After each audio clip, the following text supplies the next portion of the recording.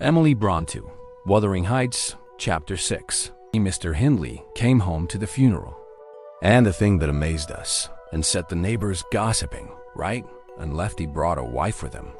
What she was and where she was born, he never informed us. Probably, she had neither money nor name to recommend her, or he would scarcely have kept a union from his father. She was not one that would have disturbed the house much on her own account. Every object she saw, the moment she crossed the threshold, appeared to delight her, and every circumstance that took place about her, except the preparing for the burial and the presence of the mourners. I thought she was half silly from her behavior while it went on.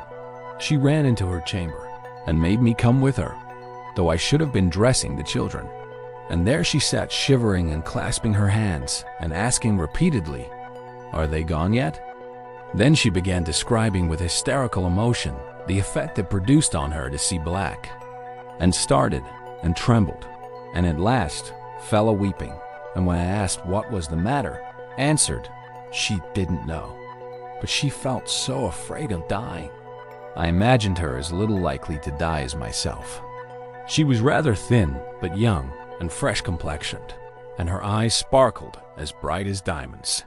I did remark, to be sure, that mounting the stairs made her breathe very quick, that the least sudden noise set her all in a quiver, and that she coughed troublesomely sometimes. But I knew nothing of what these symptoms portended, and had no impulse to sympathize with her.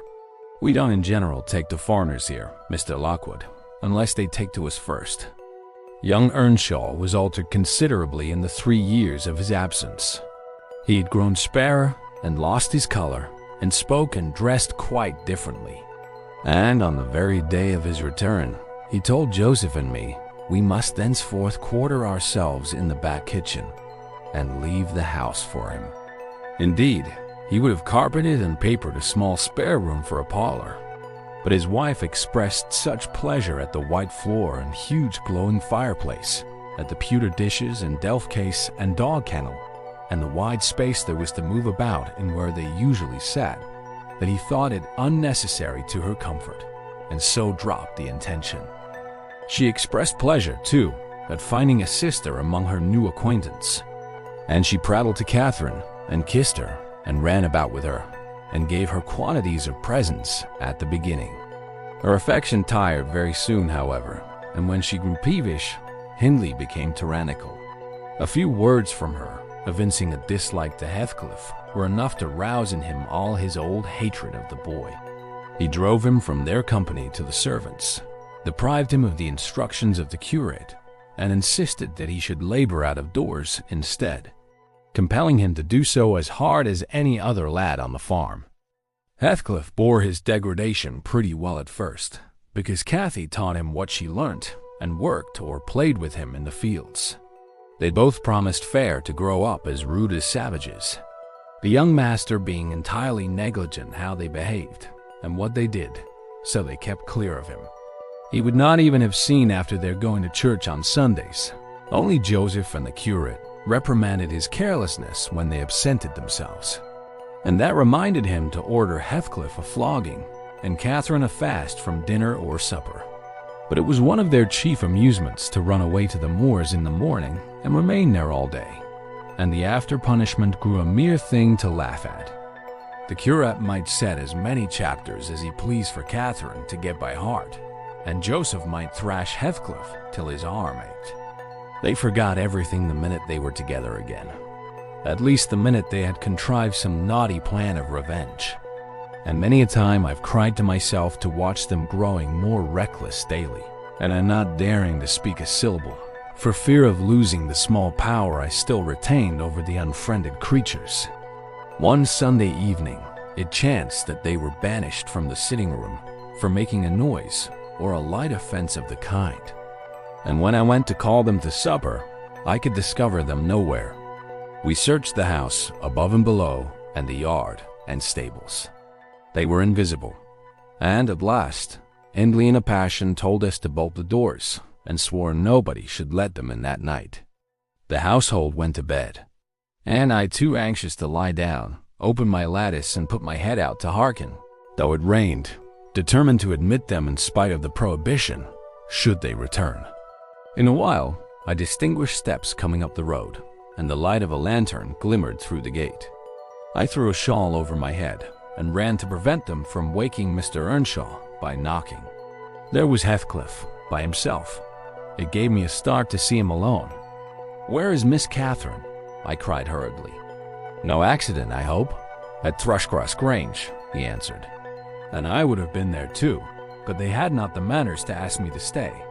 "Well, you will catch it," I said. "You'll never be content till you're sent about your business. What in the world led you wandering to Thrushcross Grange?" "Let me get off my wet clothes, and I'll tell you all about it, Nellie," he replied. I bid him beware of rousing the master, and while he undressed and I waited to put out the candle, he continued. "Cathy and I escaped from the wash-house to have a ramble at Liberty, and getting a glimpse of the Grange lights, we thought we would just go and see whether the Lintons passed their Sunday evenings standing shivering in corners, while their father and mother sat eating and drinking, and singing and laughing and burning their eyes out before the fire. Do you think they do? Or reading sermons and being catechized by their manservant, and set to learn a column of scripture names if they don't answer properly? Probably not, I responded. They are good children, no doubt, and don't deserve the treatment you receive for your bad conduct. Don't can't, Nellie, he said. Nonsense. We ran from the top of the heights to the park, without stopping Catherine, completely beaten in the race, because she was barefoot. You'll have to seek for her shoes in the bog tomorrow. We crept through a broken hedge, groped our way up the path, and planted ourselves on a flower plot under the drawing-room window. The light came from thence. They had not put up the shutters, and the curtains were only half closed. Both of us were able to look in by standing on the basement and clinging to the ledge, and we saw. It was beautiful, a splendid place carpeted with crimson, and crimson-covered chairs and tables, and a pure white ceiling bordered by gold, a shower of glass drops hanging in silver chains from the center, and shimmering with little soft tapers. Old Mr. and Mrs. Linton were not there. Edgar and his sister had it entirely to themselves. Shouldn't they have been happy? We should have thought ourselves in heaven. And now, guess what your good children were doing? Isabella, I believe she is 11, a year younger than Cathy, lay screaming at the farther end of the room, shrieking as if witches were running red-hot needles into her. Edgar stood on the hearth weeping silently, and in the middle of the table sat a little dog, shaking its paw and yelping, which, from their mutual accusations, we understood they had nearly pulled in two between them. The idiots! That was their pleasure. To quarrel who should hold a heap of warm hair, and each begin to cry because both, after struggling to get it, refused to take it. We laughed outright at the petted things. We did despise them. When would you catch me wishing to have what Catherine wanted? Or find us by ourselves, seeking entertainment in yelling and sobbing and rolling on the ground, divided by the whole room? I'd not exchange, for 1,000 lives, my condition here, for Edgar Linton's at Thrushcross Grange. Not if I might have the privilege of flinging Joseph off the highest gable and painting the house front with Hindley's blood. Hush, I interrupted. Still you have not told me, Heathcliff, how Catherine is left behind. I told you, we laughed, he answered. The Lintons heard us, and with one accord they shot like arrows to the door. There was silence and then a cry, "Oh, Mama, Mama! Oh, Papa! Oh, Mama, come here! Oh, Papa! Oh!" They really did howl out something in that way. We made frightful noises to terrify them still more, and then we dropped off the ledge because somebody was drawing the bars, and we felt we had better flee. I had Cathy by the hand and was urging her on, when all at once she fell down. "Run, Heathcliff, run," she whispered. "They have let the bulldog loose, and he holds me." The devil had seized her ankle, Nellie. I heard his abominable snorting. She did not yell out no. She would have scorned to do it if she had been spitted on the horns of a mad cow. I did, though. I vociferated curses enough to annihilate any fiend in Christendom. and I got a stone and thrust it between his jaws, and tried with all my might to cram it down his throat. A beast of a servant came up with a lantern at last, shouting, "Keep fast, Skulker, keep fast." He changed his note, however, when he saw Skulker's gang. The dog was throttled off, his huge purple tongue hanging half a foot out of his mouth, and his pendant lips streaming with bloody slaver. The man took Kathy up. She was sick, not from fear, I'm certain, but from pain. He carried her in. I followed, grumbling execrations and vengeance. "What pray, Robert?" hallooed Linton from the entrance. "Skulker has caught a little girl, sir," he replied. "And there's a lad here," he added, making a clutch at me, "who looks an out-and-outer. Very like the robbers were for putting them through the window to open the doors to the gang after all were asleep, that they might murder us at their ease. Hold your tongue, you foul-mouthed thief, you. You shall go to the gallows for this." "Mr. Linton, sir, don't lay by your gun." No, Robert," said the old fool. "The rascals knew that yesterday was my rent day. They thought to have me cleverly. Come in, I'll furnish them a reception. There, John, fasten the chain. Give Skulker some water, Jenny. To beard a magistrate in his stronghold, and on the Sabbath, too. Where will their insolence stop? Oh, my dear Mary, look here. Don't be afraid. It is but a boy, yet the villain scowls so plainly in his face. Would it not be a kindness to the country to hang him at once, before he shows his nature in acts as well as features?" He pulled me under the chandelier, and Mrs. Lynn placed her spectacles on her nose and raised her hands in horror. The cowardly children crept nearer also, Isabella lisping, "Frightful thing. Put him in the cellar, Papa. He's exactly like the son of the fortune-teller that stole my tame pheasant. Isn't he, Edgar?" While they examined me, Kathy came round. She heard the last speech and laughed. Edgar Linton, after an inquisitive stare, collected sufficient wit to recognize her. "They see us at church, you know, though we seldom meet them elsewhere.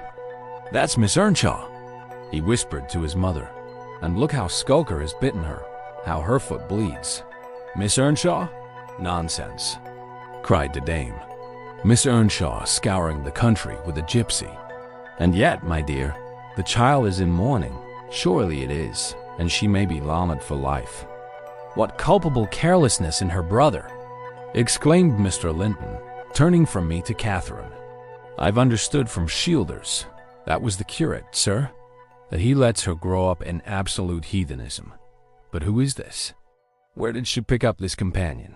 Oh, I declare he is that strange acquisition my late neighbor made in his journey to Liverpool, a little Lascar, or an American or Spanish castaway. A wicked boy, at all events," remarked the old lady, "and quite unfit for a decent house. Did you notice his language, Linton? I'm shocked that my children should have heard it. I recommenced cursing. Don't be angry, Nellie. And so Robert was ordered to take me off. I refused to go without Kathy. He dragged me into the garden, pushed a lantern into my hand, assured me that Mr. Earnshaw should be informed of my behavior, and, bidding me march directly, secured the door again. The curtains were still looped up at one corner, and I resumed my station as spy, because, if Catherine had wished to return, I intended shattering their great glass panes to a million of fragments, unless they let her out. She sat on the sofa quietly. Mrs. Linton took off the great cloak of the dairymaid which we had borrowed for our excursion, shaking her head and expostulating with her. I suppose she was a young lady, and they made a distinction between her treatment and mine. Then the woman servant brought a basin of warm water and washed her feet, and Mr. Linton mixed a tumbler of negus, and Isabella emptied a plateful of cakes into her lap, and Edgar stood gaping at a distance. Afterwards, they dried and combed her beautiful hair and gave her a pair of enormous slippers and wheeled her to the fire. And I left her, as merry as she could be, dividing her food between the little dog and Skulker, whose nose she pinched as he ate, and kindling a spark of spirit in the vacant blue eyes of the Lintons, a dim reflection from her own enchanting face. I saw they were full of stupid admiration. She's so immeasurably superior to them, to everybody on earth, is she not, Nellie? There will more come of this business than you reckon on, I answered, covering him up and extinguishing the light. You are incurable, Heathcliff, and Mr. Hindley will have to proceed to extremities, see if he won't. My words came truer than I desired. The luckless adventure made Earnshaw furious. And then Mr. Linton, to mend matters, paid us a visit himself on the morrow, and read the young master such a lecture on the road he guided his family, that he was stirred to look about him in earnest. Heathcliff received no flogging, but he was told that the first word he spoke to Miss Catherine should ensure a dismissal, and Mrs. Earnshaw undertook to keep her sister-in-law in due restraint when she returned home, employing art, not force. With force she would have found it impossible.